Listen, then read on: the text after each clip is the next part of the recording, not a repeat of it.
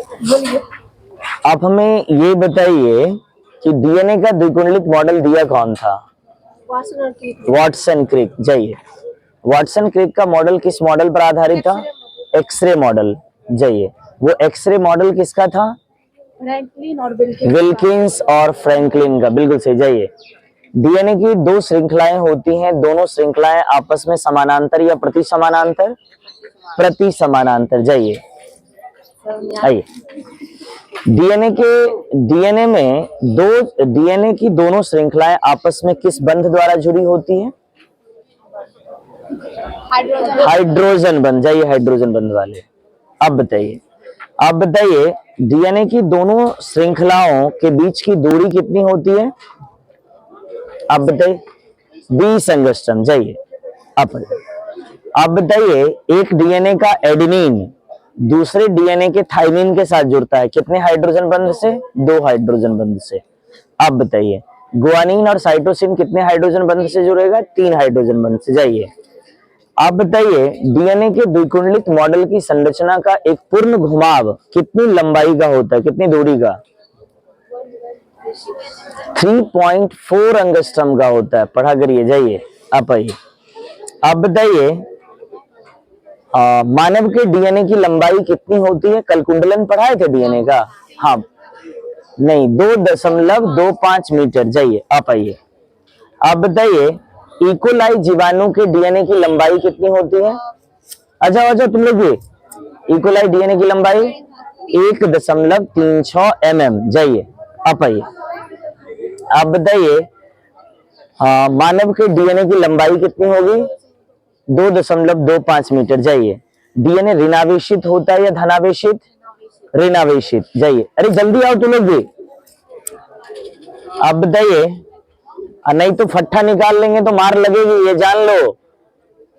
आप जान लीजिए डीएनए का सॉरी, आप हमें ये बताइए ऋणावेशित डीएनए होता है, इसके कुंडलन के लिए कौन सा प्रोटीन, धनावेशित प्रोटीन चाहिए? जाइए, मानव के कुंडलन के लिए कौन सा धनावेशित प्रोटीन चाहिए? हिस्टोन प्रोटीन चाहिए। जाइए, अब बताइए हिस्टोन के कितने अणु होते हैं, कितने मोनोमर होते हैं? 8 होते हैं। पढ़ा करिए। आप बताइए जब हिस्टोन के ऊपर डीएनए कुंडलित हो जाता है तो उससे बनी हुई संरचना क्या कहलाएगी? न्यूक्लियोसोम कहलाएगी। जाइए, अब बताइए एक केंद्रक का सभी न्यूक्लियोसोम आपस में क्या कहलाएगा? किसको आंसर आता है? जल्दी आओ।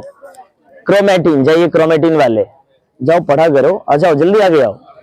आप हमें बताइए क्रोमेटिन जाल आगे चल करके यू क्रोमेटिन बनाता है, तो वो यू क्रोमेटिन हल्के रंग का होता है या भारी रंग का? कल पढ़ाए थे यू क्रोमेटिन हेट्रोक्रोमेटिन हुआ है कल? नहीं हुआ है। चलिए, आप बताइए डीएनए का पूरा नाम क्या है? Deoxy ribose nucleic acid. पढ़ा करिए। आप आइए। थाइमीन डीएनए का पार्ट है या आरएनए का? थाइमीन केवल डीएनए में होगा या आरएनए में? डीएनए में होता है। बताइए थाइमीन के जगह पर यूरासिल किसमें होगा? थाइमीन के स्थान पर यूरासिल किसमें होगा? आरएनए में होगा। जाइए, आप बताइए कि आनुवांशिकी के जनक किसको कहते हैं?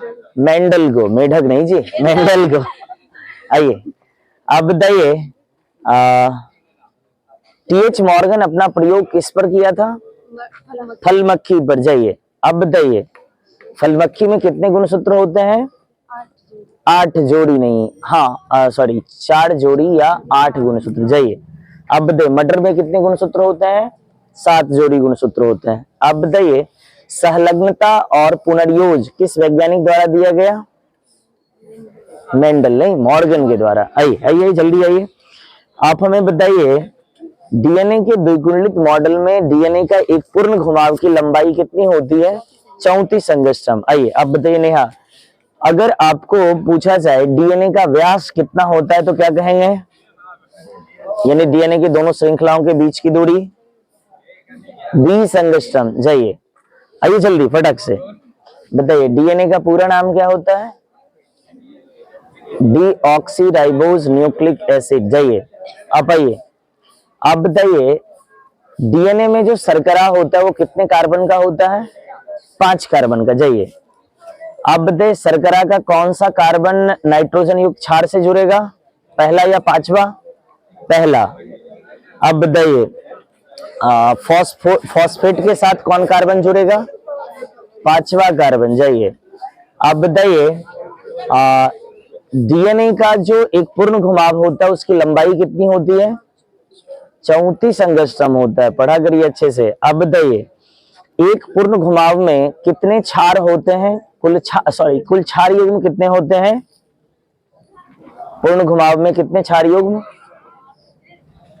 10 क्षार युग्म यानी 20 क्षार। पढ़ा करिए। जाइए रोक दो कन्हैया।